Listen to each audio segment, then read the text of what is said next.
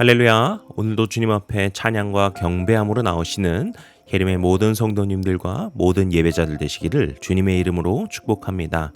9월 21일 토요일 아침 예배를 주님 앞에 드립니다. 다 함께 조용한 기도 드리시겠습니다. 우리의 삶을 인도하여 주시고 오늘의 삶을 책임져 주시고 붙들어 주시는 능력의 아버지 하나님, 오늘도 주님께 예배할 수 있음이 기쁨됩니다. 그리고 주님을 높여드릴 수 있음에 우리가 감사와 찬양을 올려드립니다. 우리의 찬양받기 합당하시고 우리의 영광을 유일하게 받으실 거룩하신 아버지 하나님, 오늘 우리의 주의 자녀들을 품어주시고 예배함으로 나온 그 마음들을 기뻐 받아주시사 그 심령들을 위로하여 주시사 오직 주님 앞에서 회복되고 변화될 수 있는 거룩한 예배가 될 수 있도록 도와주시옵소서. 모든 말씀 예수님의 이름으로 기도드렸습니다. 아멘. 오늘 함께 고백할 시편의 찬양은 시편 27편 7절에서 8절까지의 말씀입니다. 여호와여, 내가 소리내어 부르짖을 때에 들으시고 또한 나를 긍휼히 여기사 응답하소서. 너희는 내 얼굴을 찾으라 하실 때에 내가 마음으로 주께 말하되 여호와여, 내가 주의 얼굴을 찾으리이다 하였나이다. 아멘. 오늘 우리에게 주시는 하나님의 말씀은 열왕기하 10장 1절에서 17절까지의 말씀인데요. 오늘 우리는 1절부터 3절까지의 말씀, 그리고 15절부터 17절까지의 말씀을 함께 봉독하겠습니다. 아합의 아들 70명이 사마리아에 있는지라 예후가 편지들을 써서 사마리아에 보내어 이스라엘 귀족들 곧 장로들과 아합의 여러 아들을 교육하는 자들에게 전하여 일렀으되, 너희 주의 아들들이 너희와 함께 있고 또 병거와 말과 견고한 성과 무기가 너희에게 있으니 이 편지가 너희에게 이르거든 너희 주의 아들들 중에서 가장 어질고 정직한 자를 택하여 그의 아버지의 왕좌에 두고 너희 주의 집을 위하여 싸우라 하였더라. 아멘. 15절부터 읽겠습니다. 예후가 거기에서 떠나가다가 자기를 맞이하러 오는 레갑의 아들 여호나답을 만난지라 그의 안부를 묻고 그에게 이르되, 내 마음이 내 마음을 향하여 진실함과 같이 내 마음도 진실하냐 하니 여호나답이 대답하되 그러하나이다. 이르되, 그러면 나와 손을 잡자. 손을 잡으니 예후가 끌어 병거에 올리며 이르되, 나와 함께 가서 여호와를 위한 나의 열심을 보라 하고 이에 자기 병거에 태우고 사마리아에 이르러 거기에 남아있는 바 아합에게 속한 자들을 죽여 진멸하였으니 여호와께서 엘리야에게 이르신 말씀과 같이 되었더라. 아멘. 어제 우리는 이스라엘의 왕들과 이세벨이 하나님의 징계를 받아 죽게 되는, 즉 이 아합 가문이 멸망을 하게 되는 이야기를 보았습니다. 오늘 이야기도 그러한 아합 가문의 멸망의 연장선이라고 볼 수 있는데요. 이제 열왕기하 10장을 시작으로 예후가 본격적으로 북이스라엘을 통치하고 있다고 볼 수 있겠습니다. 그런 그가 통치를 잡으면서 가장 먼저 한 일이 이 아합 가문을 소탕하는 것이었습니다. 1절을 보시면은 아합의 아들 70명이 사마리아에 있다라고 하고 있죠. 지금 아합이 죽은 지는 14년이 지난 시점이기 때문에 여기서의 이 70명의 아들이라고 하는 것은 정말 아합의 아들이라기보다는 그의 후손들 전체, 즉 손자들을 포함한 모든 어떤 그의 후손들이라고 볼 수 있겠습니다. 그런데 이들이 사마리아에 있다라고 하는 것은 북이스라엘 수도가 사마리아이기 때문에 북이스라엘 왕 요람과 그의 어머니 이세벨이 죽고 이 예후가 이 통치를 하고 있음에도 아합 가문 역시 여전히 건재하고 있다라는 것을 보여주는 문구라고 할 수 있습니다. 하지만 이제 북이스라엘의 거의 모든 통치권과 힘이 이제 예후에게 기울어져 있습니다. 그들이 수도 사마리아에 있다 할지라도 북이스라엘의 군대와 그 통솔권이 모두 예후에게 넘어가 있기 때문이죠.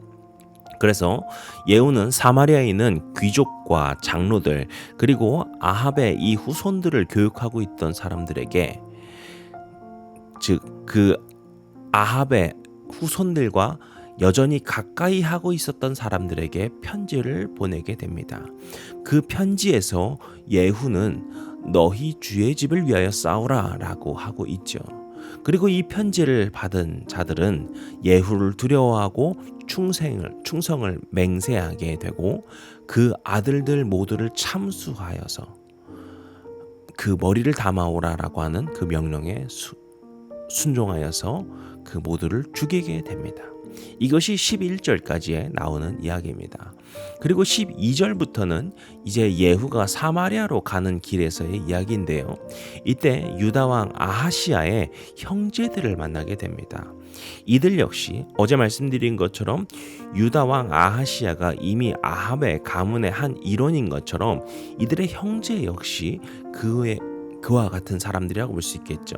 그리고 그 형제들 42명을 모두 죽였다라고 하는 것이 오늘 본문의 이야기입니다. 그리고 15절부터는 예후가 여호나답이라고 하는 사람을 만나게 되는데 이제 그와 함께 손을 잡고 사마리아에 있는 아합의 잔당을 모두 죽였다라는 것. 이렇게 오늘 본문이 아합 가문의 나머지까지도 모두 진멸되었다는 것을 이야기하고 있습니다. 그런데 일단 이 이야기에서 중요한 것은 단순히 그 가문을 죽였다라고 하는 어떤 겉으로 보여지는 이야기가 아니라 이 모두를 죽이는 것이 어떤 의미인지를 우리는 알아야 합니다. 이것은 단순히 그 사람들을 죽이는 행위, 그것이 핵심이 아니라 이스라엘에 깊이 박혀있던 죄를 끊어내는 과정이다라고 이해하시면 좋습니다. 우리가 출애굽 때 가나안과의 전쟁에서도 보시게 되면은 하나님께서는 가나안에 있는 모두를 진멸하라고 하십니다. 그런데 이것을 우리가 그 자체로 그냥 겉으로 보여지는 것만 생각하게 되면은 하나님께서 참 잔인하시다라고 볼 수 있겠죠. 하지만 이때에도 핵심도 마찬가지로 가나안에 있는 죄를 완전히 끊어버리는 것입니다. 실제로 이스라엘을 계속해서 괴롭히게 되는 것은 무엇입니까? 가나안의 우상숭배, 그러니까 가나안의 죄를 끊어버리지 못하여서 그 우상숭배가 이스라엘에 들어오면서 생기는 문제들이 벌어지게 됩니다. 이렇게 죄가 자라나지 않을 수 있도록 완전히 제거하는 것이 바로 이 아합 가문에 계속해서 이어져 오고 있던 그 우상숭배를 북이스라엘에서 끊어내는 과정이다라고 볼 수 있겠습니다. 그리고 여기서 보시면 10절과 17절에 반복적으로 엘리야를 통하여 하신 말씀이 이루어졌다라고 이야기를 하고 있죠.